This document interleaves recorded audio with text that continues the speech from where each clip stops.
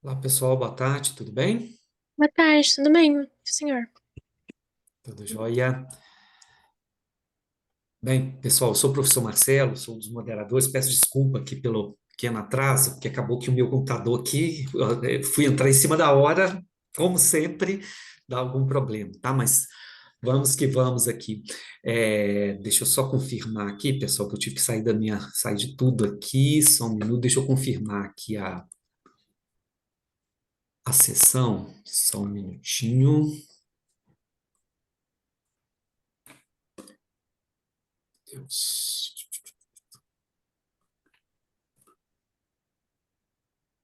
Nós teremos, então, três trabalhos, né, nessa sessão. Só mais um instantinho. Todos estão presentes aí, pessoal? Quem estiver apresentando. Temos aqui três artigos, não é isso? Tem representantes dos três trabalhos. Sim, o da cachaça sou eu. Sim. Leales, né? Leales, que é a Isso. nossa, tá joia. Então, pelas regras aqui do SEMEAD, então cada apresentador tem por volta de 8 minutos, né, para fazer a apresentação, e depois a gente tem um pequeno debate de 12 minutos, né, em média, e depois no final, sobrando um tempinho, a gente faz aí um fechamento geral sobre os trabalhos, tá bem? Beleza. Eu vou apresentar então o vídeo do pessoal, pode ser, professor? Pode, justamente.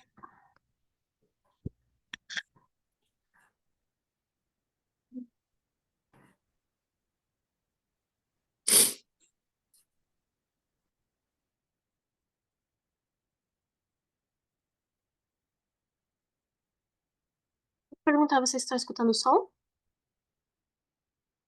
Não? O seu, sim. O O seu, vídeo está sim. arrumado. Pode dar play aí, por favor. Tá. Vamos ver. Aí a gente testa. Começou a falar já, vocês não estão escutando. Não, você deu share sound? Deixa eu ver. Versão, ok. Desculpa.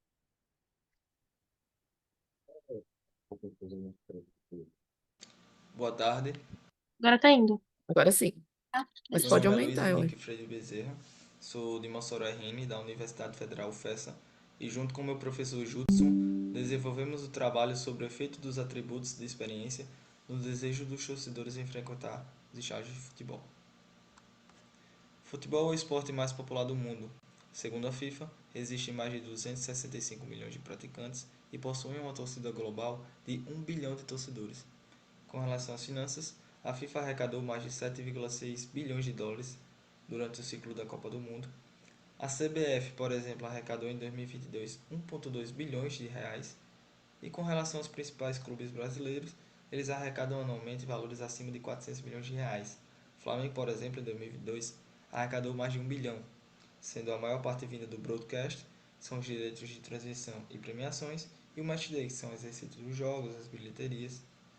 E é diante disso que é perceptível a importância dos torcedores e do marketing para a geração de novas receitas para os clubes. O marketing esportivo são atividades destinadas a satisfazer as necessidades e os desejos dos consumidores esportivos. Diante desse mercado tão competitivo, os clubes precisam de profissionais qualificados, pois, diante do que foi mencionado e dos valores arrecadados por clubes e federações, esse mercado é bastante promissor. E o marketing está disponível para potencializá-lo, por isso a importância dessa profissionalização.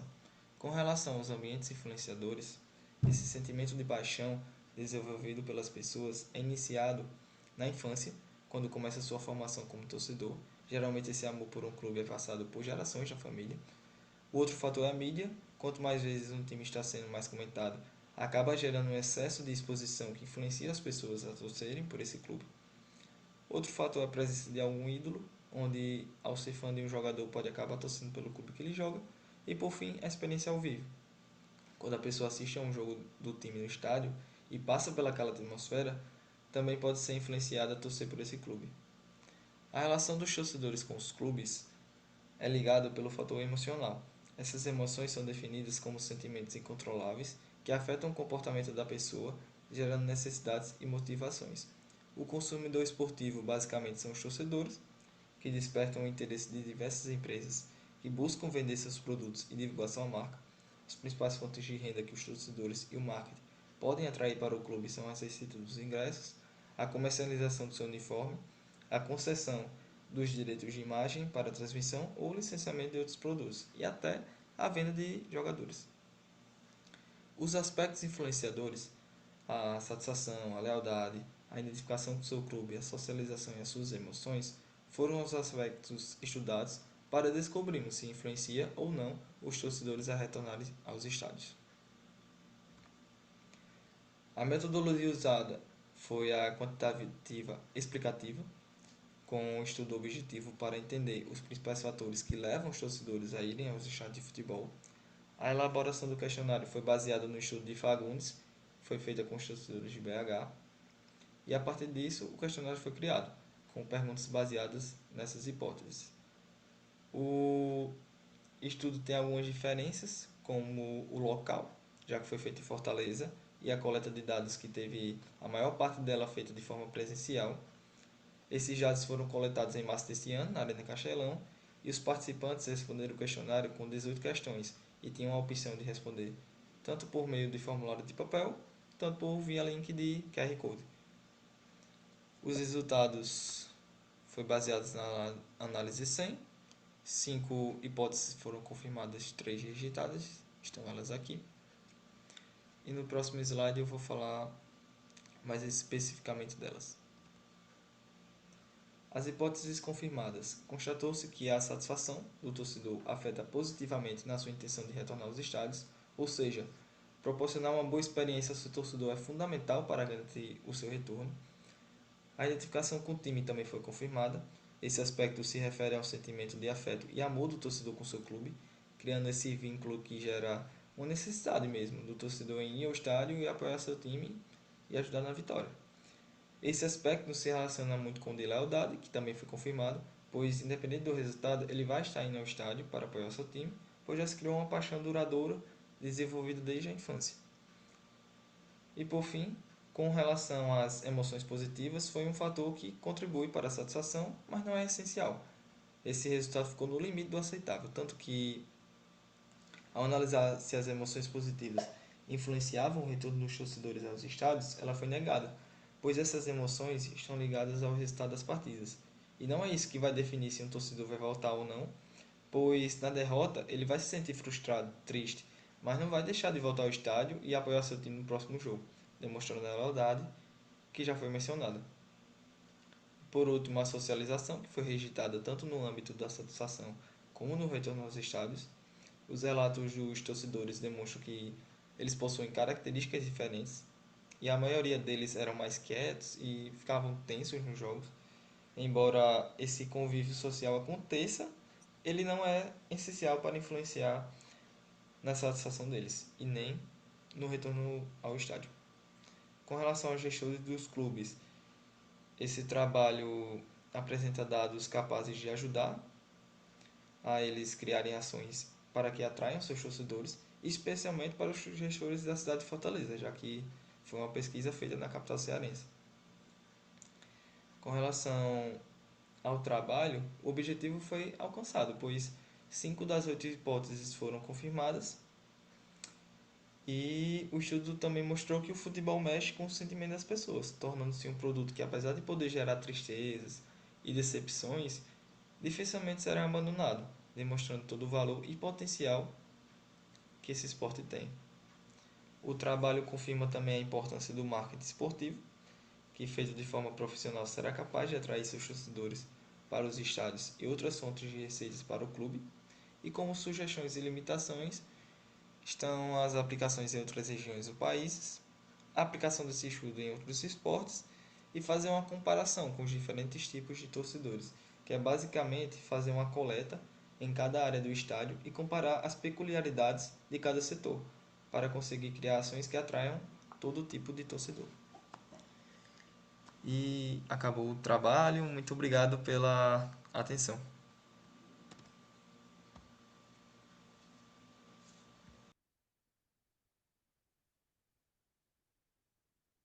Muito bem, agora são 12 minutos para discussão, né?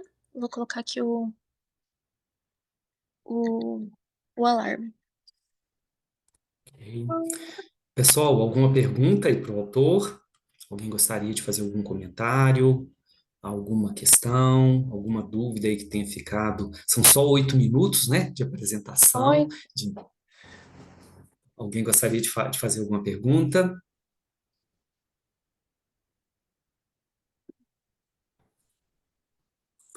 Posso fazer? Vocês estão me Pois ouvindo? não? pode ficar à vontade. Então, pode ficar à Ok. vontade. Tô escutando, tô escutando. Foi esse trabalho seu, né? Primeiramente, parabéns pelo trabalho, super interessante. Eu, como fã de esportes, eu achei muito legal. E me fez lembrar de algo que aconteceu comigo, né? Eu fui no estádio uma vez só.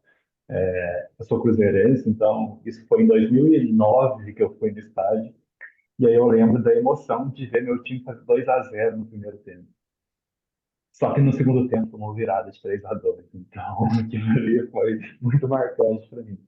E aí eu queria saber de você, né? Não relacionado a isso especificamente, mas também, é que eu fui assistir o jogo em Belo Horizonte, no Mineirão.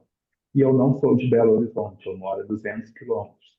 Então, os estudos, eles trazem alguma coisa relacionada à distância com o estádio, ou então com o valor de ingresso, renda, essas questões? No estudo, a gente analisou que 70%, 72% das pessoas eram de Fortaleza. Isso demonstra que a cidade apoia realmente o time. Tanto o Fortaleza quanto o Ceará, que são os dois principais times da cidade, eles têm média de público acima de 20, 30 mil pessoas por temporada inteira. Clubes maiores que eles não têm esse público, essa média de público aqui no Brasil. Então demonstra a paixão desses torcedores. E esses outros 30% são de regiões próximas. Por exemplo, Fortaleza, ela fica a 3 horas de distância de Mossoró, que é a minha cidade. Mossoró é a cidade central de 200 mil habitantes. E boa parte da gente, quando tem jogo do Fortaleza, jogo do Ceará, que são jogos importantes, a gente vai para lá. Jogo de outras equipes, Flamengo, São Paulo, quando joga lá, a galera vai. Então, é uma composição gigante de torcedores que tem por ali. O estádio tem capacidade para 40, 50 mil torcedores, ele faz 30 mil de média, é muito bom para a cidade de Fortaleza.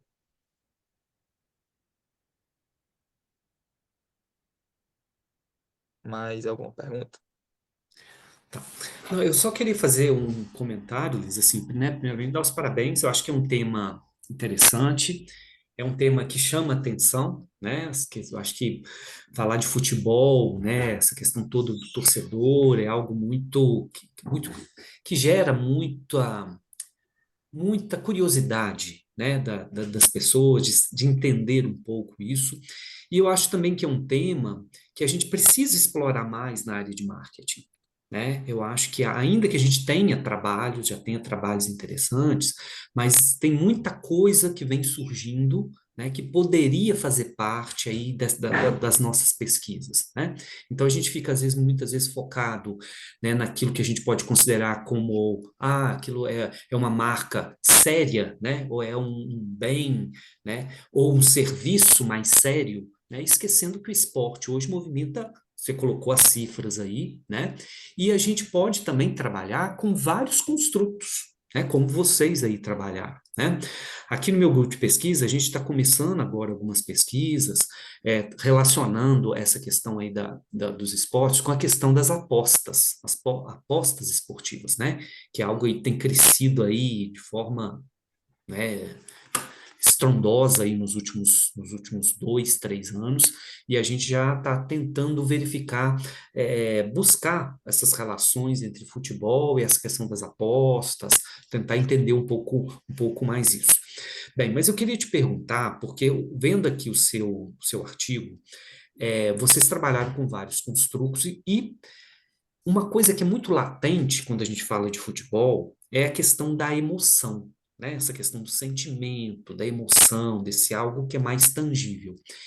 E isso ficou, vamos dizer assim, na minha visão, um tanto. Não é que isso ficou, vamos dizer assim, fora, porque vocês tiveram um construto lá de emoção, né? Vocês trabalham lá com um construto de emoção, mas só emoções positivas, né? Então, eu queria saber de vocês se vocês pensaram também em trabalhar com outros construtos, se não, e aí eu acho que fica aí como uma sugestão para estudos futuros, né? De trazer outras questões de sentimento, de emoção, dessa questão mais intangível para a questão do torcedor. Então, eu queria te ouvir e aí já também já passar para essas sugestões para vocês, tá? No próprio trabalho da gente, eu só estou pegando aqui ele, pronto. Ele tem essa parte das emoções, que Sim.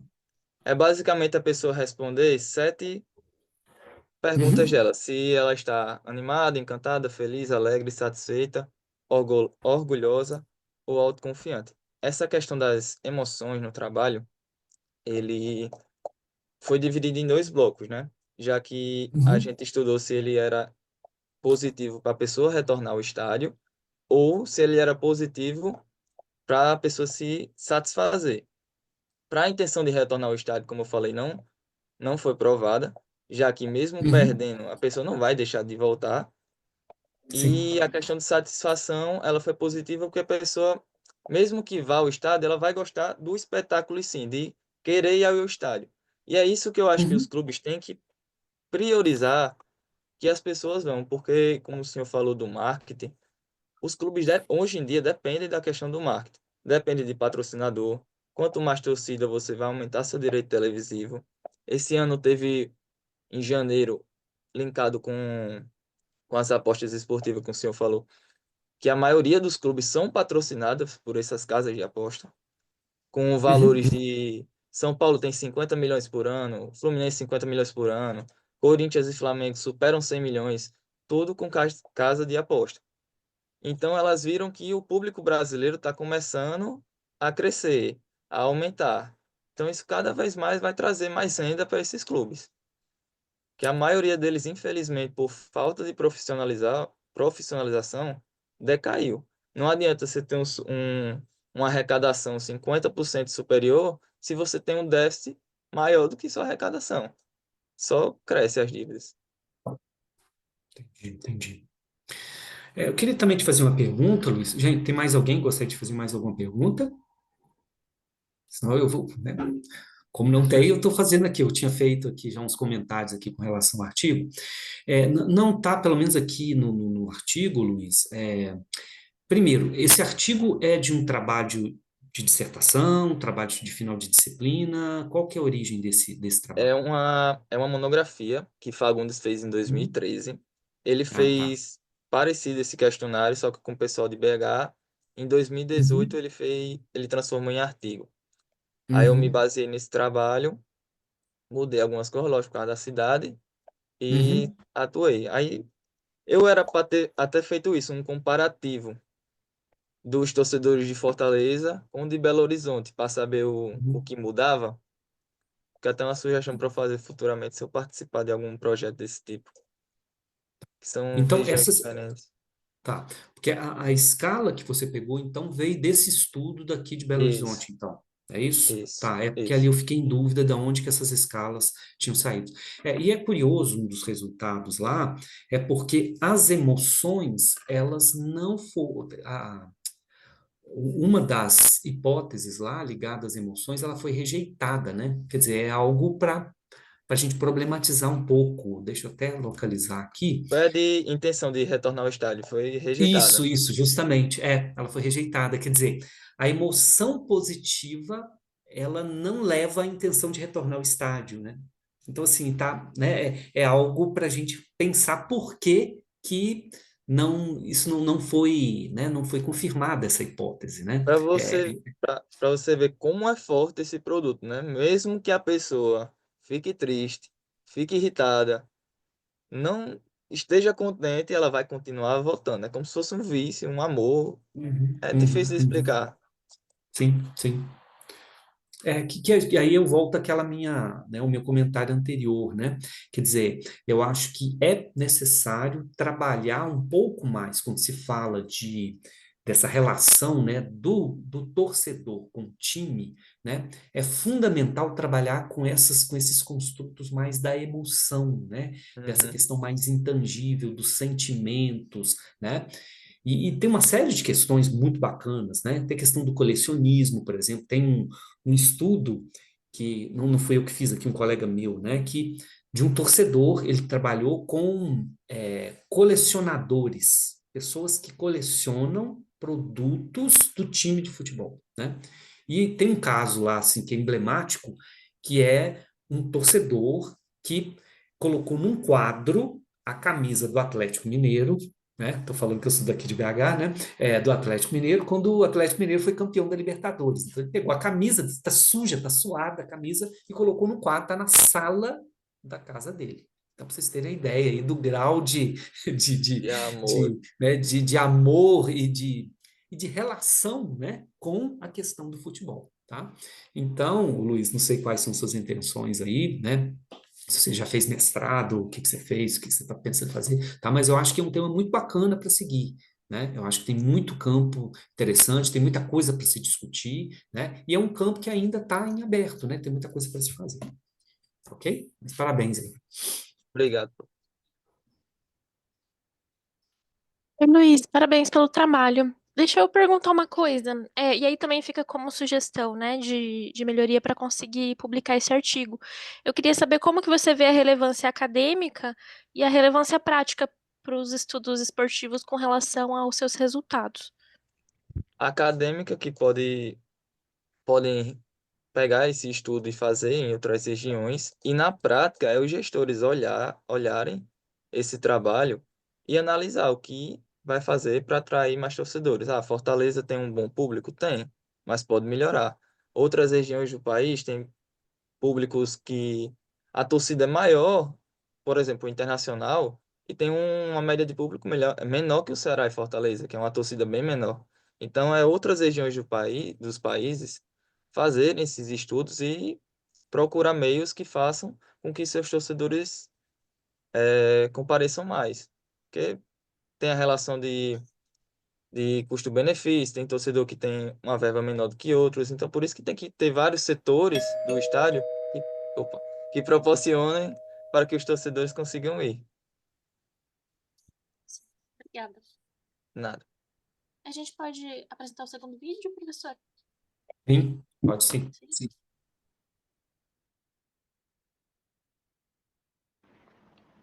Olá, hoje vou apresentar o trabalho intitulado A Side About the Consumption of Cachaça of Alembic, Personal Values Under the Perspective of the Mean and Chain, elaborado por Frederico Oliveira, por mim Matheus Melo, Álvaro Costa, Alice Campos e Luiz Henrique Vilas Boas.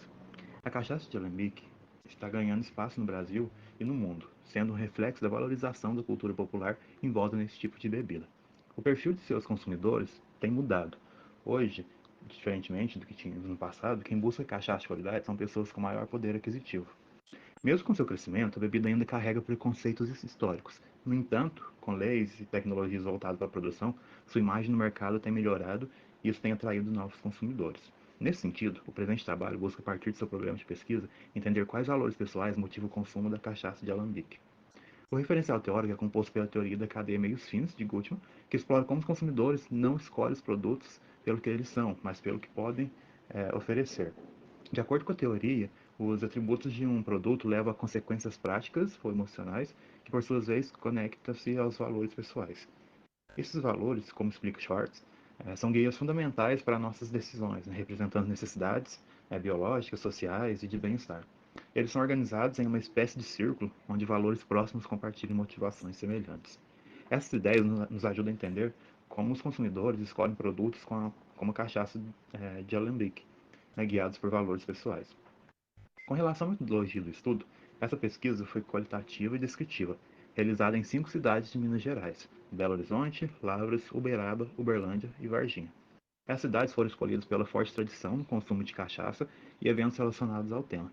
o foco foi o consumo de cachaça de alambique, diferenciada da industrial pelo processo de fabricação artesanal, com destilação em alambiques. Para selecionar os participantes, foi utilizado um questionário prévio com questões sobre o preço médio pago pelo consumidor e a preferência pela cachaça. Esse questionário, né, auxiliou na identificação na identificação e no envolvimento dos consumidores com a bebida e na identificação, né, de participantes das pesquisas, que posteriormente, né, foi complementado por meio de um método de bola de neve. Assim, no total, foram realizadas 47 entrevistas com consumidores de cachaça de alambique. A maioria dos entrevistados era do gênero masculino, com idade entre 46 e 60 anos, alta escolaridade e renda entre 10 e 15 salários mínimos. As entrevistas foram realizadas com a técnica Ledering para construir mapas hierárquicos de valores. A análise dos dados seguiu um método de análise de conteúdo, né, para identificar padrões e categorizar os atributos, consequências e valores, né, associados ao consumo da cachaça. Os atributos foram divididos entre concretos e abstratos, sendo os concretos aqueles controláveis pelo produtor e os abstratos influenciados por fatores externos, como, por exemplo, o mercado e a distribuição das bebidas. As consequências foram funcionais, né, observáveis por todos os consumidores, e psicológicas, que variam conforme as preferências pessoais. E, por fim, né, os valores instrumentais e terminais foram utilizados para compreender os estados finais de satisfação e orientação nas decisões dos consumidores. Passando para os resultados dos estudos, os atributos observados nas entrevistas estão relacionados principalmente a aspectos relacionados, né, ao processo de produção da cachaça, uma vez que a bebida possui grande pluralidade em suas formas de produção. O processo de envelhecimento da cachaça afeta diretamente sua aparência e sabor. Isso é algo que os consumidores observaram com atenção e qualquer variação inesperada pode gerar desconfiança. Além disso, o envelhecimento em madeira também reduz a acidez e a sensação de queimação, o que torna a bebida um pouco mais agradável ao paladar. De acordo com as análises realizadas, os consumidores, né, eles agregam fatores de envelhecimento da bebida em barris de madeira da qualidade do produto. O procedimento de envelhecimento da bebida tem consequências nos aspectos físicos da bebida, que serve como medidas analíticas para os consumidores, né, se a cachaça atende ou não o padrão de consumo desejado. Outro ponto importante é a origem da cachaça. Os consumidores valorizam as bebidas produzidas em regiões tradicionais, pois acreditam que isso, né, garante um processo mais artesanal e de alta qualidade. Essa percepção contribui para a reputação, né, da marca e também reforça a confiança no produto. Os consumidores relacionaram a isso a aspectos de segurança alimentar, pois tinham receio de beber a cachaça que não é produzida em determinada região do país ou que possui características de produção industrial, pois eles acreditam que essas podem causar danos à sua saúde. Essas informações, então, podem revelar importantes para orientar a instalação de novos alambiques. A embalagem e a certificação também são elementos importantes. Informações claras, né, sobre o processo de produção e a presença de selo do Ministério da Agricultura trazem segurança ao consumidor, principalmente quando se trata de produtos desconhecidos. As consequências mais citadas estão relacionadas ao sabor e à experiência do consumo. Os consumidores preferem cachaça com menos acidez, mais sabor de madeira ou cana e que transmite uma sensação de qualidade e segurança. Além disso, há uma ligação forte entre o prazer em harmonizar a cachaça com alimentos e o momento de confraternização com amigos e familiares. Já as consequências psicológicas se separam em aquelas voltadas para a imagem pessoal, outras voltadas para o prazer e o convívio com a família e amigos, e aquelas voltadas para a segurança do consumidor. A cadeia de conexões que levam a valores voltados para a autoimagem mostra que a visão sobre a cachaça foi modificada nos últimos anos, passando a apresentar status de bebida de classe mais elitizada. Além disso, é de grande importância para o mercado produtor conhecer a relação que os consumidores fazem do ritual de beber com momentos hedonistas, né, de convívio com famílias e amigos. Por fim, a cachaça artesanal não só traz prazer em momentos de conexão social, mas também está ligada a valores pessoais. Foi possível identificar 5 valores pessoais, né, do mapa hierárquico de valores que fazem parte do contínuo motivacional circular de Forbes, que é a FACE, benevolência, confiabilidade, hedonismo, segurança pessoal e conformidade, regras. Esses valores podem ser entendidos como os fins, né, para os quais os consumidores pretendem alcançar ao consumir a cachaça de alambique com os devidos atributos levantados. As considerações finais argumenta-se que, por meio de pesquisas, né, que levam as preferências dos consumidores, é possível identificar quais atributos são mais valorizados em um produto. No caso da cachaça de alambique, essas informações podem servir como um guia para as empresas, indicando quais características os consumidores esperam encontrar na bebida. Embora os valores pessoais que motivam essas escolhas sejam mais subjetivos e nem sempre conscientes, né, eles desempenham um papel crucial na definição do posicionamento da marca e na criação de campanhas publicitárias mais relevantes. A compreensão desses valores também permite segmentar o mercado em grupos de consumidores com perfis semelhantes, o que facilita a criação de estratégias de marketing mais personalizadas. Por fim, propõe-se, como pesquisas futuras, a extrapolação desse número de cidades para tentar entender, em um contexto mais amplo do Brasil, as diferentes motivações para o consumo de cachaça de alambique.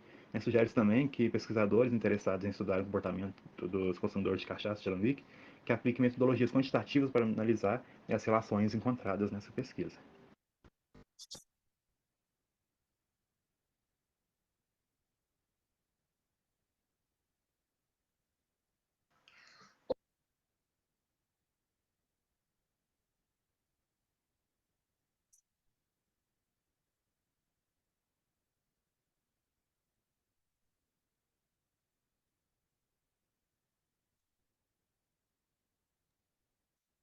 Pessoal, alguma pergunta aí para o Matheus? Alguma consideração?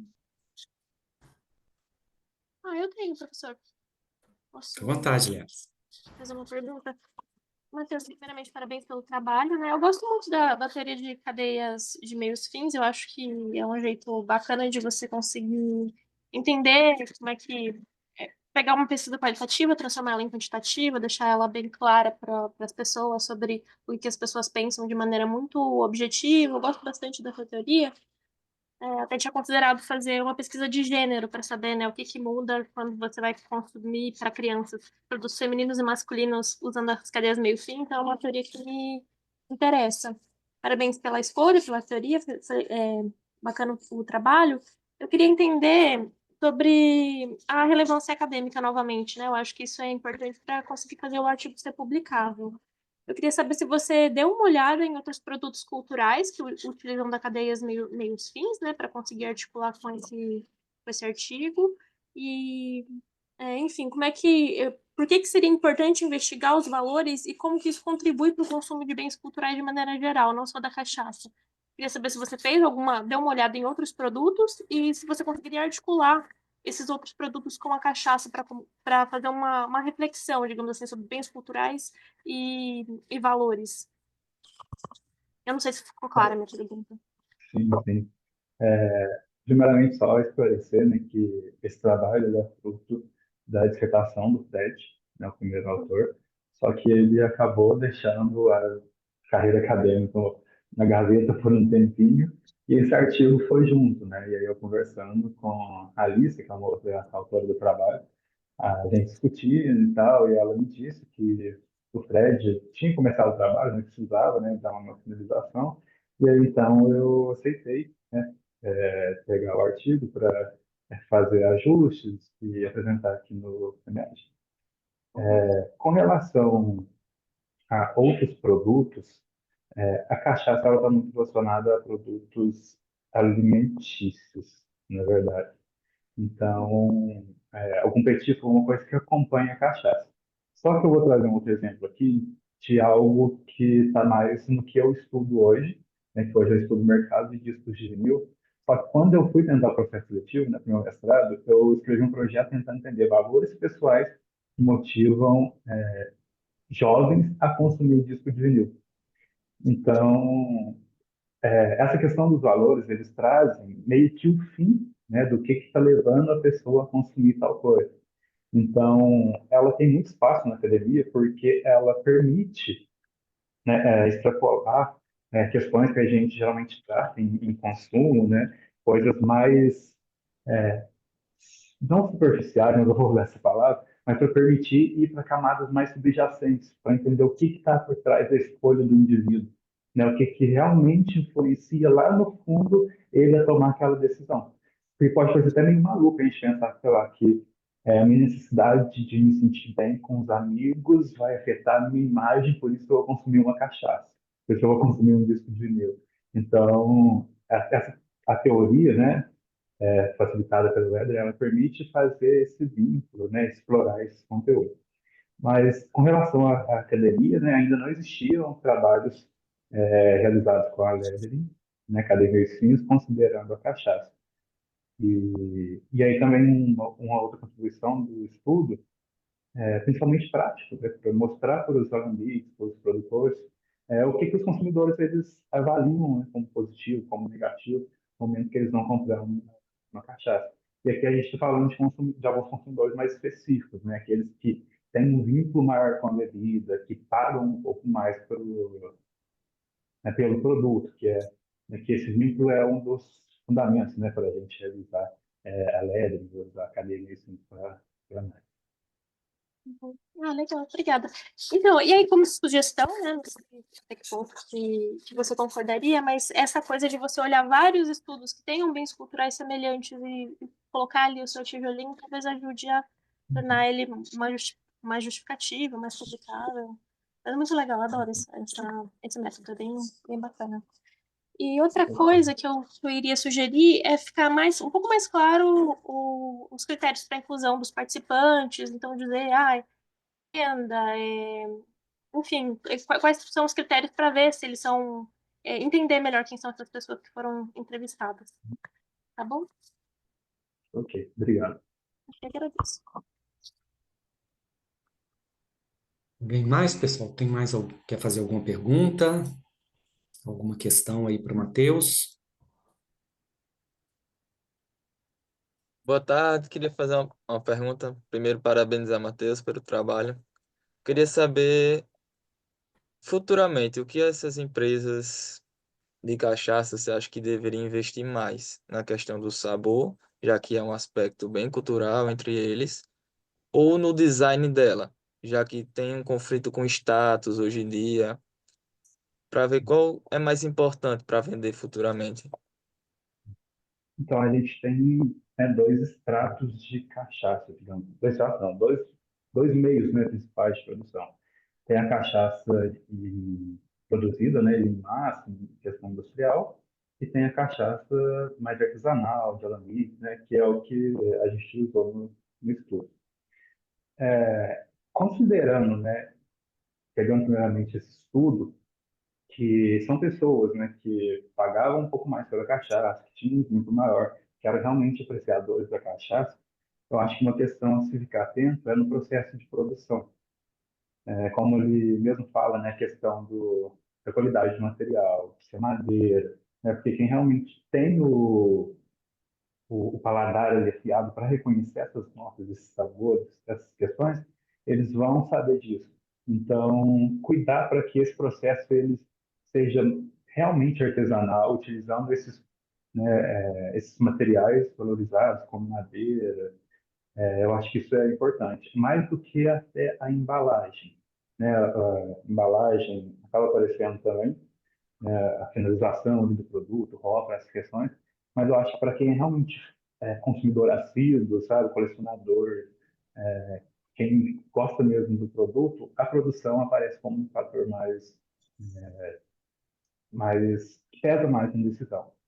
Mas já no sentido de massa, né, que não aparece aqui nesse trabalho, que é produzido na indústria, acaba que quem bebe cachaça mesmo, né, sem essa questão de apreciar o sabor, quer beber a cachaça. Então, não tem muita coisa que vai influenciar ali.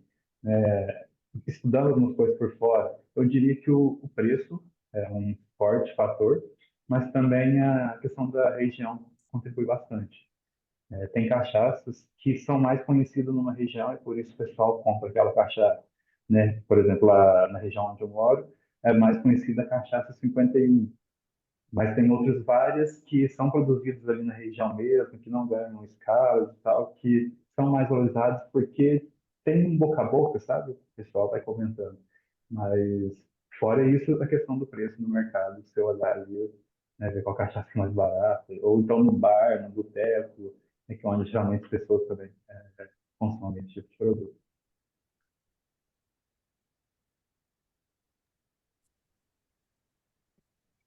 Mais alguma questão, pessoal?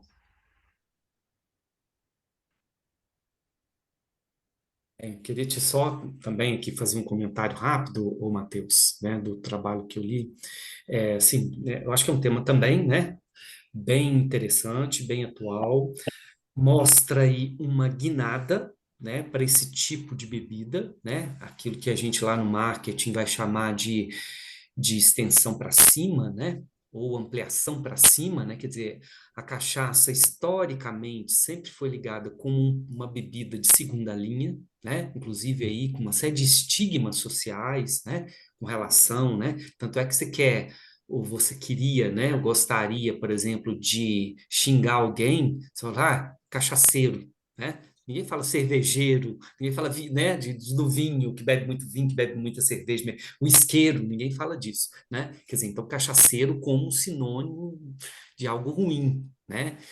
Então, eu acho que a cachaça de alambique, ela dá esse ar de glamour, né, de uma bebida diferenciada, e com isso ela traz aí todo a questão dos rituais, que também pode ser interessantes, a Lélia até falou muito disso, né, que é interessante, às vezes, por exemplo, para vinho, você tem as confrarias, você tem uma série de rituais, né, para tomar o vinho, então, estudar isso, ou seja, tem um campo muito grande para isso, tá? Uma coisa, assim, bem rápida, que a gente está com o tempo terminando, que eu vi aqui ao ler o seu trabalho, é que faltaram ali algumas informações, mais assim, das decisões que vocês tomaram para, por exemplo, por que escolher 5 cidades? Por que essas 5 cidades? Tá? Se está ali no texto, eu não consegui identificar, né? E também, num estudo desse tipo, quem foram essas pessoas, né? Quem foram esses entrevistados que participaram, né? São pessoas que tomam regularmente, fazem parte de algum movimento, né? Eu, inclusive, ajudei, inclusive, um trabalho lá também da UFLA, né? Lá de Lavras, tá? Até foi um ex-orientando meu que fez doutorado sobre as confrarias de cachaça também, está até aqui no SEMEAD também, está apresentando trabalho aí. É, então, um pouco dessas escolhas, né? E, curiosamente, pelo menos não está aqui no artigo, talvez na dissertação sim, mas muito dessa quebra de paradigma que aconteceu com a cachaça, ou que vem acontecendo com a cachaça nos últimos anos, né? Dando esse aspecto aí mais de uma bebida mais elaborada, de uma bebida né, com mais glamour, com mais sofisticação, com mais status. Tá? Então, eu acho que é importante mostrar isso, tá? Até porque o texto está em inglês, estou imaginando que vocês até vão tentar alguma publicação internacional. Então, essas coisas têm que ficar muito claras, tá? E também, aí eu faço coro com a Lelis, né? Para que serve o trabalho, né? Quer dizer, para o que ele contribui, tá? Eu acho que é nesse sentido, tá bom? Mas parabéns. Perfeito. Obrigado. Bem, vou colocar o último artigo aqui agora. O título do artigo é A Beleza do Corpo Utópico através do Discurso Midiático de Harmonização Facial. Esse artigo foi escrito por Bianca Silva, Flávia Costa e Marília Batista. Iniciamos o trabalho destacando que estamos imersos em uma ética narcisista e uma economia de visibilidade na sociedade atual, na qual a beleza se torna um valor social e se torna também um objeto desejável, buscado pelas pessoas.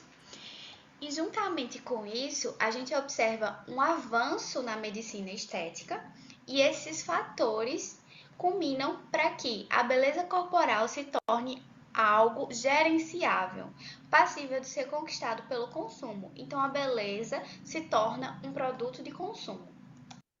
Diante desse contexto, a gente então parte da seguinte questão de pesquisa: como se configuram os discursos de consumidores em torno da harmonização facial em uma plataforma de mídia social?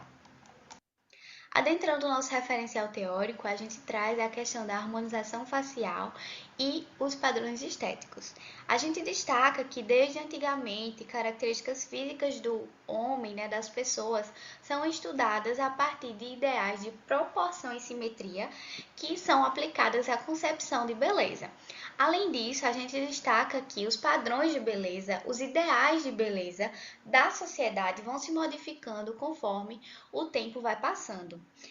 E a simetria de hoje, a simetria que é buscada hoje através da harmonização facial, ela demonstra o desejo de adequação das pessoas, o desejo de adequar os corpos a determinados padrões que são impostos socialmente.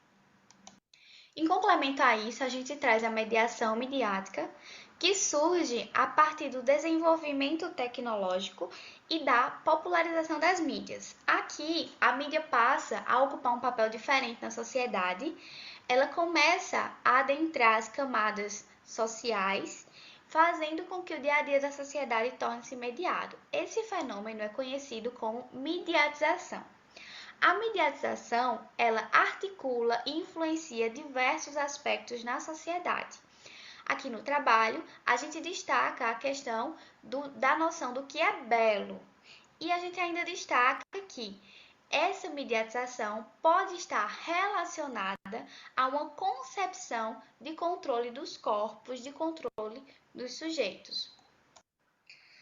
Nos procedimentos metodológicos, a gente classifica a pesquisa como qualitativa e ela foi desenvolvida por meio da análise de discurso Foucaultiana, a ADF. O trabalho foi desenvolvido buscando entender quais são os significados da percepção de consumidores do Instagram sobre os procedimentos de harmonização. A rede social escolhida foi a @alfinetei, que é o maior perfil do país em número de seguidores, né, que mantém um alto fluxo de postagens sobre a questão de pesquisa. Na apresentação dos resultados, a gente chega em duas formações discursivas, a partir da ADF. A primeira formação discursiva é a Harmonize-se, a busca da beleza. Nela estão os grupos de pessoas que valorizam e são adeptos da harmonização facial. Já a segunda formação discursiva é a todos iguais, padronização dos corpos. Nessa formação discursiva, a gente tem um grupo de pessoas que fala que não serão adeptos de harmonização facial, que tratam a harmonização facial com críticas e muitas vezes até com piadas. A partir das formações discursivas encontradas, a gente traz um retorno à teoria, discutindo a questão do corpo utópico baseado em Foucault. Então, a harmonização facial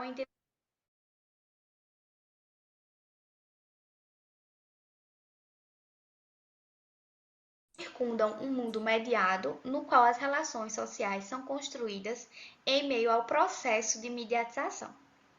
Os discursos midiáticos passam então a interferir diretamente na construção dos corpos e ditam os tipos de corpos que são aceitos e os corpos não aceitos, os belos e os feios. Assim, afirmamos que a busca da beleza prometida pela harmonização facial indica uma movimentação em direção a um corpo utópico, belo, perfeito, e assim transforma a harmonização facial em uma utopia do corpo. Nas nossas considerações finais, a gente evidencia que os discursos sobre a harmonização facial se configuram por meio de duas vias. Como a gente viu, a primeira via é uma via que valoriza e endossa a realização do procedimento. E a segunda via é uma via que critica e desmotiva a realização do procedimento de harmonização facial. Além disso, a gente conclui que a busca pelo corpo perfeito através desses procedimentos de harmonização facial, ela acaba desaguando na busca de um corpo utópico. E a própria harmonização passa a ocupar o papel de uma utopia do corpo. Aqui estão algumas referências que foram utilizadas no trabalho. Obrigada por terem acompanhado.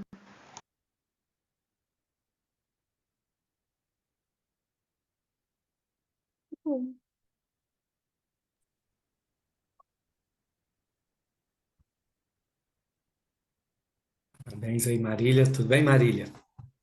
Tudo Muito bem, tempo, né? professor? Que bom revê-lo. Pois é, só no SEMIAD mesmo para a gente se encontrar, né? Ainda que online, né? Bom, Mas então agora vocês têm duas, então vocês têm o dobro de perguntas para fazerem para ela, porque agora tem duas autoras do trabalho, gente. Então podem fazer o dobro de perguntas e de considerações para elas. Vamos lá, quem gostaria de perguntar? Prazer revê-lo, viu, professor Marcelo? Sempre lhe encontrando também nos eventos, nas bancas. Justamente, justamente. Muito bom estar aqui com vocês, pessoal. Aí posso começar, professor? Eu adoro Claro, isso. fique à vontade.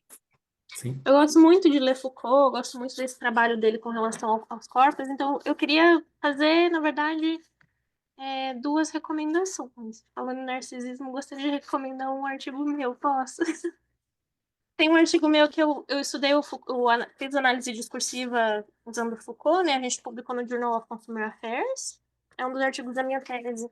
E aí a ideia era entender como é que as estruturas de poder, tanto o poder repressivo, que seria aquele poder que exclui, que anula, que tira sarro, quanto o poder produtivo, que é aquele poder que incentiva, que diz aquilo que é bonito, que é certo, que é moral, que é correto, faz com que as pessoas consumam determinados produtos infantis. Aí eu foquei mais em gênero, né? Então, assim, eu acho que talvez tenham vários construtos lá que possam ajudar vocês a articularem alguns dos seus achados, né? Inclusive, eu falo um pouco de corpos, né? Então, como que, por exemplo, o consumo de balé tem uma moralização desse corpo feminino, como você fala assim, ah, a menina é muito frágil, não deixa ela brincar, por exemplo, com karatê, essas coisas, ah, ela é muito frágil, ela vai se machucar. Então, tem todo um dispositivo de segurança, que é um conceito Foucaultiano que impede as mulheres de se engajarem mais com esportes quando elas são crianças. Eu acho que talvez possa fazer aí alguma articulação com seus achados e possa ser útil, né? Se precisar também de alguma coisa, enfim, de opinião, alguma coisa assim, você. Enfim, eu tô esquecendo, eu adoro esse tema. A segunda coisa que eu queria. O segundo artigo que eu queria muito. Eu acho que é muito legal de recomendar. Eu não sei se vocês conhecem, é do Thompson e do Hirschman, de 1995. Eu vou mandar os dois aqui enquanto as outras pessoas fazem as perguntas deles, é um artigo que o Thompson e o Hirschman, eles entrevistaram nos Estados Unidos as pessoas que faziam cirurgias plásticas, né? E aí eles usaram Foucault também, eles fizeram uma análise muito legal, porque nos Estados Unidos a gente tem toda uma perspectiva calvinista, né, da sociedade. Então, as pessoas elas acham que para você ser próspero, para você ser abençoado, você tem que ter uma série de critérios lá de status social, certo? Existe isso dentro da cultura. Então, as pessoas elas muitas vezes passavam, né, por processos cirúrgicos, por dor, e aí elas achavam que isso estava sendo moralmente muito correto da parte delas, né? Porque isso estava mostrando que elas eram abençoadas por Deus por terem um corpo perfeito, que seria o corpo de uma pessoa bem-sucedida. Então, eles misturam a questão cultural da religião calvinista que tem lá nos Estados Unidos, pegam uma análise discursiva Foucaultiana e trazem a questão da cirurgia plástica. Eu adoro esse artigo, ele é ótimo também. Acho que são essas duas coisas que eu tenho para falar. Primeiro, que eu estou à disposição para discutirem mais se vocês quiserem. Depois, que eu queria indicar um artigo meu e eu vou colocar mais esse outro artigo que eu acho que pode ser bastante útil também, para avançar na discussão. Mas Lealis, ou Lealis, como é que eu falo teu nome? Para não errar. Lealis. Lealis. Pronto, Lealis, massa, obrigada. O teu, com certeza, quero ler. Por favor, me mande, a gente pode trocar e-mail e tal, enfim. Esse de Thompson e Hirschman, eu utilizei muito na tese, porque eu fui mais por essa coisa de intervenção cirúrgica mesmo. Tem uma parte, porque esse artigo, ele é um artigo que ele é, tipo assim, o começo da tese, né? E aí, Uhum. Marília, ela entrou também nesse artigo porque a gente era do mesmo grupo de pesquisa e ela me ensinou muito sobre a análise de discurso Foucaultiana, com certeza, me ensinou bastante. E aí, quando a gente estava fazendo esse artigo, que foi um artigo de uma disciplina que pagamos juntas, eu ainda estava encontrando o caminho da tese, sabe? A gente ainda estava ali naquele, sabe aquele vai, não vai? E aí a gente foi por medicalização. Umas coisas de corpo utópico saíram e fomos por medicalização também Foucaultiana. E ficamos nessa parte aí também de cirurgia plástica e tal. E foi bem legal, assim. Foi bem legal e a gente utilizou bastante esse artigo. Até porque a gente fica por CCT, né? Então, Uhum. é um artigo de CCT muito importante também. E esse foi um artigo muito, muito legal. Mas obrigada. Parabéns.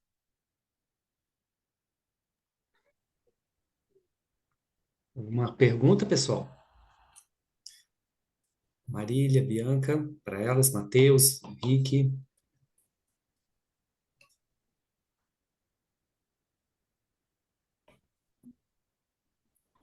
Bem, então eu vou fazer aqui algumas, né? É, eu já conheço, né, um pouco aí o trabalho do grupo de vocês lá na Federal de Pernambuco, né? Então é sempre muito bom ver os trabalhos, ver a densidade, né? E quando a gente traz essa discussão para a questão do corpo, a gente ganha uma amplitude absurda, né? Porque são muitos caminhos. Então, eu imagino, Bianca, a dificuldade que você deve ter tido para ter um foco, né? Porque são muitos os possíveis caminhos que certamente você teve aí disponível para seguir na tese, né? Então, eu acho assim, ó, do ponto de vista, então, assim, do tema, eu acho que é um tema super bacana. Essa perspectiva de trabalhar muito com o belo, e trazendo esse ingrediente aí da mediatização, isso dá aí um outro up ao trabalho, dá uma outra dimensão ao trabalho, porque traz essa discussão muito, que é caro muito também a CCT, né, desse papel aí dos veículos de comunicação, das comunicações de massa, dessa questão aí vamos dizer assim, da reificação, né, do belo, do que é belo, né? E vai entrar muito em linha também com toda essa parte aí também, né, vamos dizer assim, financeirização, né, das próprias cirurgias, da própria medicina, né, do quanto que há todo um processo aí, um processo muito forte, muito presente hoje na sociedade atual, das pessoas mudarem, né? Quer dizer, mudarem os corpos, né?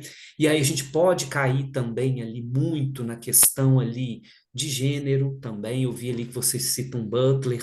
Então, assim, é muita coisa bacana aí que vocês, né, podem trabalhar. Com relação ao artigo, né, eu acho que talvez ali, para aquele leitor ou para aquele, né, avaliador que não está muito ainda habituado a ler ou entender ou já ter lido alguma coisa sobre análise de discurso Foucaultiana, eu acho que o artigo está ali, né, ele está carente um pouquinho disso, tá? É meio que assim, olha, tá aqui a metodologia, tá aqui, né?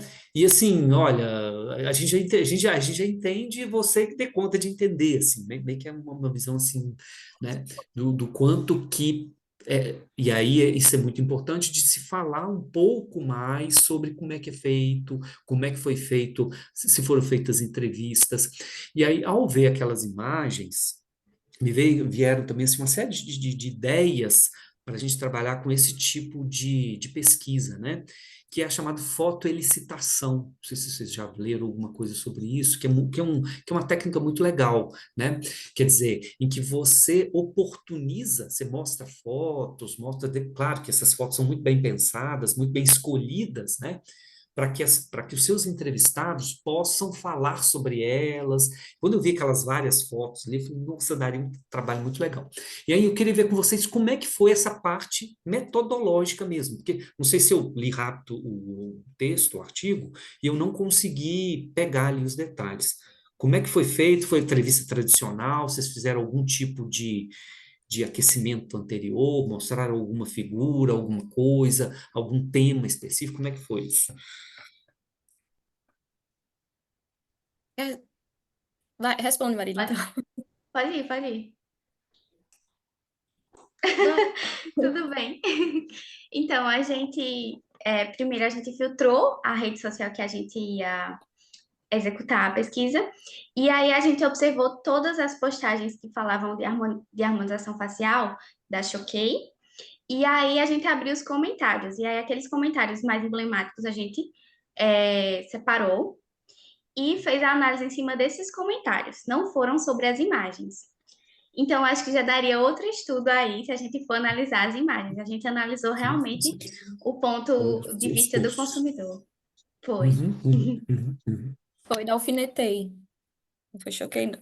Ah, eu falei choquei. Alfinetei. Desculpa. É muita rede social. Que está muito alinhado aí né, com o grupo de vocês, né, que é fazer muito essa análise discursiva né, de redes sociais, né, que está muito ligado aí, que dá também muita coisa. Mas Eu guardei essa sugestão aqui, até notei aqui. Uma próxima pesquisa minha aqui, eu vou pensar nessa questão aí também da fotolicitação, que eu acho que tem coisas bacanas. Porque teve um momento aqui, foi uma pesquisa que a gente começou aqui no nosso grupo, que depois a gente acabou não avançando, porque aquelas pesquisas pequenas, que não é de tese nem dissertação, não é, né, a gente começa aqui no grupo, depois acaba, um vai fazer uma coisa, outro vai fazer a tese, vai fazer a dissertação, que foi uma pesquisa que aí tem a ver com vocês, a questão daqueles consumidores que passaram por cirurgias bariátricas, né? As mudanças de consumo a partir da execução da cirurgia bariátrica, né? E assim, foi curioso, porque a gente começou a fazer de forma exploratória, as entrevistas, né? A coisa foi acontecendo e tal. E assim, começaram a surgir muitas coisas interessantes, né? Ligada a corpo, ligada a roupa, a questão aí. Aí a gente chegou depois em alguns elementos ali, até da própria transformação do indivíduo. O indivíduo falou assim: não, agora eu vou ter que mudar muita coisa, eu vou ter que mudar meu nariz, porque ficou assim, vou ter que mudar aqui a minha boca, vou ter que fazer outras cirurgias. Teve mudanças, inclusive ali, algumas pessoas que nós entrevistamos, inclusive separaram dos seus cônjuges, né? Porque passaram a falar, não, agora eu tô diferente, né? Agora eu tô mais sexy, e aí começaram a ter outras. Então, assim, é muito bacana essa riqueza de possibilidades que a gente tem quando a gente trabalha com essa questão de corpo, né? Eu tenho um aluno aí que está para defender agora também, que ele está estudando a questão da mudança né, na questão aí dos transexuais, né? Que tem a ver com essa questão do corpo também. Então, são temas aí muito, muito, muito interessantes. Mas bacana, pessoal, muito legal aí a proposta de vocês, tá? Obrigada, professor Marcelo. Obrigada. Tempo, exatamente no tempo. Justamente. Bem, pessoal, então a gente tem um tempinho, né, aqui, né, aí para mais ou menos aí 20 e poucos minutos, para fazer um bate-bola mesmo, né? Eu acho que a ideia é como cada avaliação, né, cada discussão foi dos 3 artigos, né? E como a sessão ficou só com 3 artigos, então a gente tem espaço aqui para fazer algum comentário, discutir alguma coisa. Então fiquem à vontade, inclusive, aí para a gente trocar aí mais alguma informação, tá? Fiquem à vontade. Matheus, Professor, Henrique. ainda no comentário sobre o trabalho da Maria e da Bianca, eu atualmente eu estudo mercados e vendo a apresentação delas eu lembrei de um artigo de 2012 que o autor ele trabalha a questão da legitimação da marca Botox. Então, ele faz toda uma análise de como que, né, aconteceu o processo de aceitação, legitimação, o que que a marca enfrentou de problemas. Então, só para título assim, de sugestão, eu vou enviar o link do trabalho aqui, porque é um trabalho de tese, né? Esse que vocês apresentaram. É isso, né?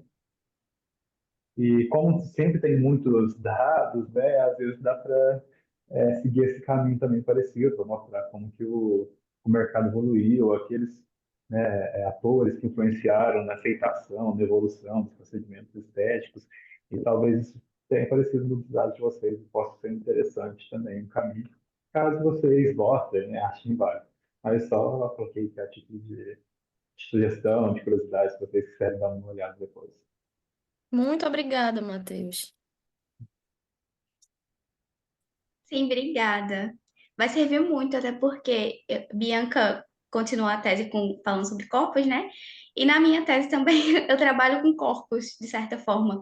São corpos ciborgues, mas são corpos. E aí, tudo que for de informação, assim, de estudo sobre corpos, sobre essa questão, a gente está realmente interessada ainda para continuar aí explorando esse universo. Obrigada. Eu queria fazer mais uma colocação, complementando aquilo que o professor Marcelo falou, né, da metodologia, que às vezes é complicado você usar o Foucault e falar metodologia, porque Foucault, até politicamente, quem gosta dele geralmente é anarquista, né? E aí o que ele faz é uma anarquia metodológica que o pessoal fala.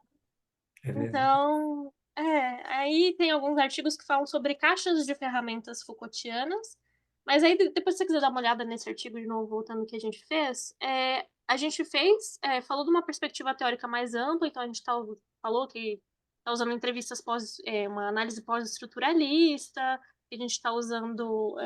Enfim, dá para dar uma olhada aí como é que a gente estruturou, como é que a gente justifica o nosso método, sendo que o Foucault é tão bagunçado, né? Até para escrever os próprios livros ele é bagunçado. E aí eles falaram assim, mas não é então uma entrevista fenomenológica? Eu falei, não, o Foucault tem uma obra falando, criticando a fenomenologia. Não tem como falar que a entrevista foi fenomenológica, sabe? Então talvez ajude, né? Dar uma olhada aí como é que a gente conseguiu articular isso aí. Sim, como eu acho que foi mais por conta do espaço, da limitação de páginas, e também porque era final de disciplina, a gente tinha que terminar direitinho. Quando foi mandar para o semiárido, a gente deu uma revisada, mas mesmo assim tem essa limitação. Mas realmente a gente sente, a gente sentiu, a gente estava até comentando hoje, que a gente foi muito, às vezes até superficial ali para explicar a metodologia, né? Mas aí, quando a gente for fazer a submissão para uma revista, a gente toma mais cuidado, dá uma melhorada na explicação do método como um todo. E aí, a gente usa como base também, a gente dá uma olhada no teu trabalho. Tá? Obrigada. Obrigada.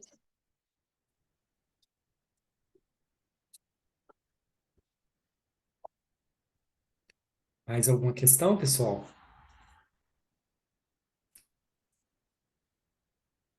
Bem, sobra meio para mim tentar, né, fazer agora nessa, né, vamos dizer assim, um compilado, né, da sessão, né?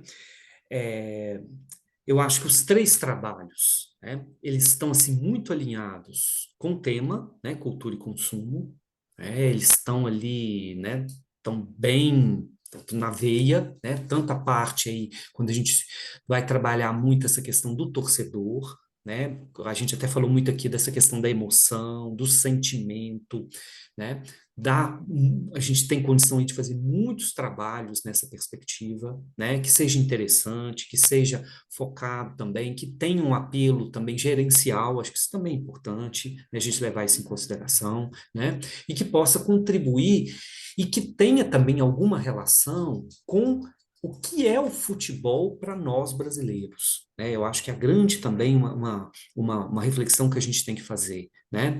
Que assim como a comida, né, ela nos diz muito sobre quem nós somos, né? Não só comida, mas vamos pensar assim nas grandes categorias aí culturais, né? A comida, mas por que que a forma como nós torcemos, a forma como nós destinamos parte do nosso tempo para a questão do futebol, o quanto que essas discussões sobre futebol permeiam aí as relações sociais, as conversas ali no corredor, né? Até as rixas também, né? Tem um lado mais negativo, né? E, inclusive, tem estudos na área, por exemplo, da sociologia e da violência, né, que vai estudar muito essa questão do porquê da violência no futebol, porquê da violência de torcidas, ou seja, tem componentes culturais ali muito fortes, né, nessa questão ali dessa relação do consumidor com o time com o time de futebol, né? A mesma coisa a gente pode dizer lá também da cachaça, né? Que é um item, como eu falei anteriormente, que historicamente sempre foi considerado uma bebida, vou falar algo politicamente incorreto aqui, uma bebida de pobre, né? Mais bem entendida aqui como alguém que estuda consumo, né? Quer dizer, é uma bebida que sempre foi considerada ali de segunda e terceira linha, né? E que nos últimos anos vem sendo catapultada aí por essa possibilidade de ser algo um pouquinho mais glamuroso, né? E aí, então, a questão cultural está aí muito forte, né? De como as pessoas viam a cachaça, de como as pessoas percebiam e como que agora isso vem sendo trabalhado e retrabalhado. Então, isso é CCT na veia, né? E aí, Matheus, você está fazendo doutorado aqui em Lavras ou mestrado ainda? Mestrado. Mestrado, né? E aí, certamente, você está sendo orientado pelo Paulo Henrique? Daniel. Ah, pelo Daniel. Tá, o Daniel vai participar de uma banca comigo agora no final do mês aqui, tá? Então, assim, estudar essa questão do mercado, tá? Também, aí eu não sei se é o seu foco, né? Dessa questão e dessa mudança do mercado de cachaça, né, da legitimação, dessa mudança cultural, dessas novas perspectivas, é algo muito legal, tá? E aí está alinhado também, que é o que a gente está fazendo, tentando fazer muito aqui no grupo, que é costurar a questão da CCT com os estudos de mercado, né? A gente está usando, inclusive, aí uma outra teoria, chamada teoria da assemblage também, para entender esses movimentos de mercado também, né? Então, tem muita coisa legal aí que você pode avançar, né? E com relação a Marília e a Bianca, aí, né, eu conheço o trabalho lá do pessoal, né, do professor André, né, que tem muita coisa legal, né? Trabalhando muito com essa questão da mediatização, dos fandoms, né? Da questão muito aí das redes sociais, dessa interferência das redes sociais e o quanto que a cultura e consumo permeando todas essas questões aí, né? Então, acho que tem muita coisa também interessante aí para avançar. E quando a gente fala de corpo, né? Nossa, você tem um mundo aí de possibilidades, né? Muita coisa interessante, tanto do ponto de vista teórico e também metodológico. E eu acho que é sempre interessante, né? Eu acho que sempre é desafiador, né? A gente trazer para a administração, para a área de marketing também, essas perspectivas metodológicas aí, não vou falar que sejam inovadoras, mas assim, diferentes até certo ponto para o nosso campo, né? Que às vezes lá no outro campo está consolidado, mas trazer isso para cá. Então, acho que o pessoal lá também de Pernambuco tem trabalhado dessa forma bem bacana, tá? Bem, pessoal, então fiquem aí, palavra livre, fiquem à vontade aí para fazer qualquer comentário, pergunta, sugestão. É isso. Uma coisa que eu achei legal nessa sessão é que são temas diferentes, né, mas todos com um vínculo muito profundo com a cultura e consumo. Eu estou participando do semiárido online porque eu estou até com o crachá aqui, eu estou no Encontro de Cultura e Consumo, né, Ah, você o está no cultura de FCB, consumo. Pois é. sim, Eu também queria estar e aí, mas aí eu tinha que fazer escolhas, né? Fazer o quê? a gente está discutindo justamente a pluralidade, né, nas pesquisas de cultura e consumo. Uhum. Então, achei muito bacana a sessão por ter, né, posicionamentos diferentes, metodologias diferentes, temáticas diferentes, mas todas ligadas, né, pela base que é a cultura e o consumo. Então, foi muito bacana. Não, bacana, muito legal. Eu acho que é válido também a gente destacar aqui o quanto essa linha de pesquisa, vamos dizer assim, está crescendo, né, ao longo dos anos. Cada vez mais a gente vê novos trabalhos sempre aqui no semiárido, a gente vê revistas abrindo espaço para esse tipo de estudo também, esse tipo de pesquisa mais voltada para a cultura dentro do consumo e cultura de consumo.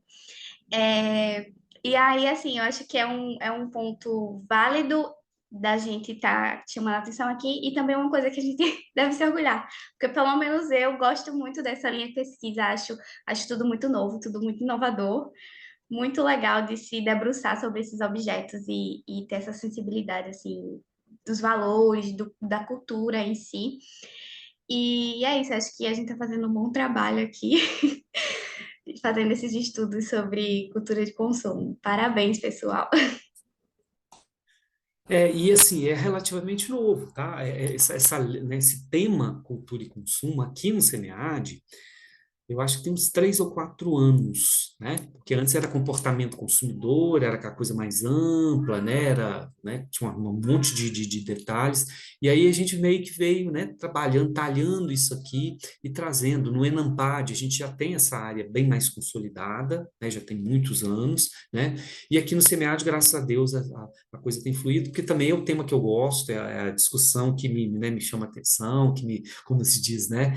Me faz aí ficar, né, pensando, quando qualquer pesquisa que eu estou lendo, eu vou aqui anotando ideias, possibilidades, né, coisas muito bacanas. Então é bom quando a gente tem essa identidade, parabéns aí para vocês. E fica aí o convite, né, de continuar aí pesquisando sobre esse tema. O Matheus está lá na CCB, né, a galera lá. Eu junto com toda essa galera aí, lá em 2015, nós fizemos uma primeira reunião, em 2017, primeiro CCB, que foi lá na UFRJ, lá na COPEAD, né? Então foi muito bacana, tá fazendo parte desse processo todo, né? E o André estava lá hoje, né? Marília e Bianca, né? O André estava lá fazendo a palestra de abertura, né? É isso aí. Então, muito bom. Lealice, né? Eu te chamei de Lealis, né? Lealice, né? Mais alguma questão? Fica à vontade. Eu acho que por hora é isso, professora. Eu notei, não sei se é um bom momento para falar, mas que o senhor falou, né, das bets, como que isso está influenciando. Tem uma amiga minha que ela é psicóloga, ela estuda corpos, pessoas trans, então, e ela está interessada agora em começar a estudar bets, porque ela está recebendo muito paciente lá com problema, né, de vício. Então ela falou assim, olha, gente, se alguém souber de um grupo, de alguma coisa assim, que estude essas coisas, me interessa participar, porque, eu tenho paciente toda hora que tá vindo com esse problema, né? E ela é uma ótima pesquisadora, depois eu posso falar dela, do senhor para ela, dela para o senhor, que ela tem bastante dados, eu acho, né? Para ela ser a pessoa que atende essas questões. Sim, sim.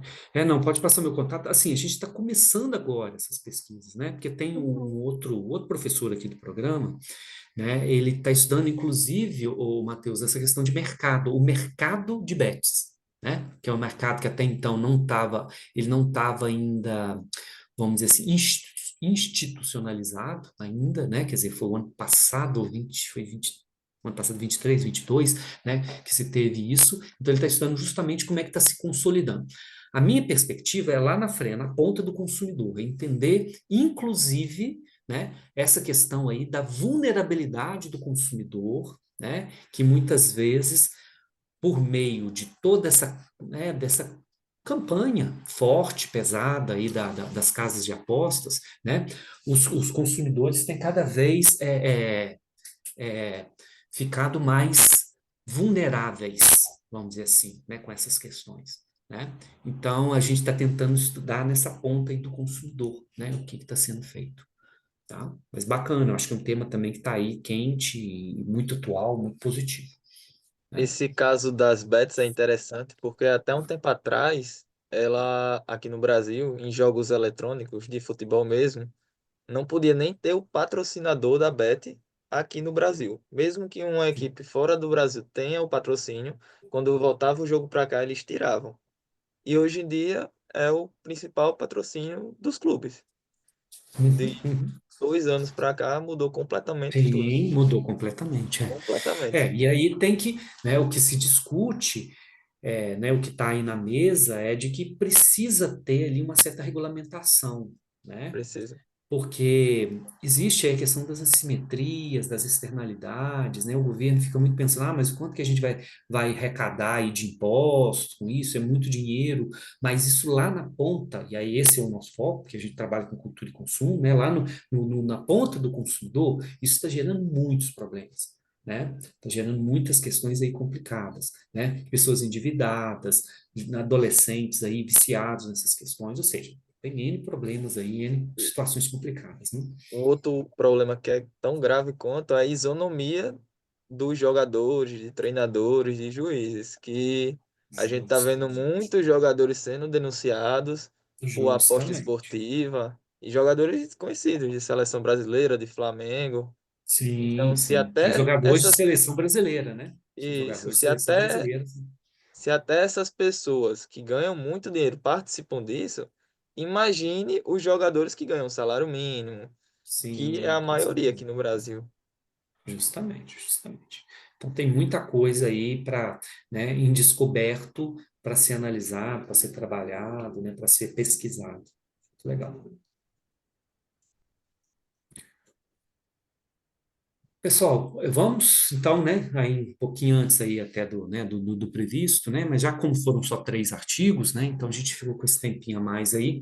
Então, assim, eu quero agradecer muito aí a presença de vocês, né, também por ter prestigiado aí também o tema de cultura e consumo, mandado artigos para cá, tá? E que a gente vá se encontrando aí, que essa área vá se consolidando, crescendo, né, e a gente vai se encontrando aí nas diversas possibilidades aí de congressos, bancas e assim sucessivamente, eventos e assim sucessivamente, tá bom? Obrigado, Alice, também pela força aqui, tá? Muito bacana te ter aqui, tá bom? Obrigada, Tem, professor Marcelo. Até a próxima também. até a próxima, se Deus quiser. Parece, né, Prazer, pessoal. Alice, tem que fazer uma avaliação, não tem, da Ah, também, sim, pessoal? desculpa. Isso, tem que avaliar a sessão. Deixa eu pegar aqui o link para vocês, só um momento. É, tem lá um link, né? Uhum. Cada um tem Enquanto, na sua agenda, mas é melhor eu colocar aqui, eu acho. É, enquanto também. ela faz, eu gostaria de saber só uma curiosidade, que já que encerrou os 3 trabalhos, que Marília falou de algo relacionado a ciborgue. Eu fiquei bem curioso de saber o que ela está estudando, se ela puder compartilhar. Posso sim. Então, minha tese são sobre corpos ciborgues femininos, no caso. E aí, esses corpos ciborgues femininos são os corpos de jogadoras de Counter-Strike. Não sei se você conhece o jogo, mas é um jogo de tiro de primeira pessoa.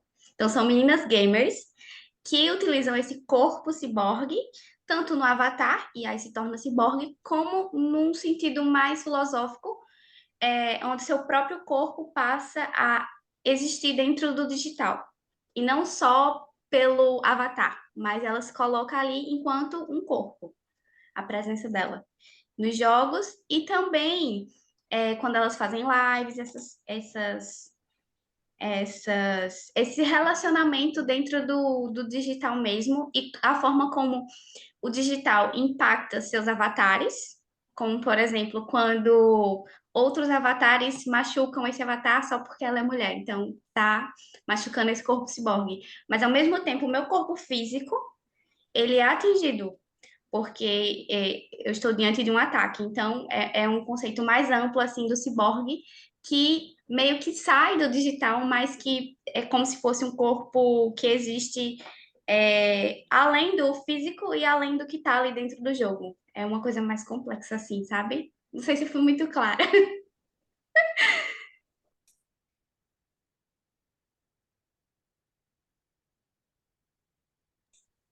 Quer perguntar mais alguma coisa? Tá tudo bem? Me Não, empolguei entendi. aqui Não, falando. Esse lado de game é muito interessante. É, tem até GTRP que chama, que pessoas têm profissões dentro de um jogo e passam o dia inteiro no jogo, como se fossem outras pessoas. É muito interessante Sim, estudar sim. essa parte. Mandei lá, tá, muito legal. pessoal? Se vocês quiserem Mas responder ok. rapidinho. Pessoal, então, mais uma vez, obrigado. Bom aí, resto de evento para todos. E a gente se encontra por aí, tá bom? Obrigada, Abração. prazer, Obrigado. gente. Tchau, Pessoal, prazer. obrigada.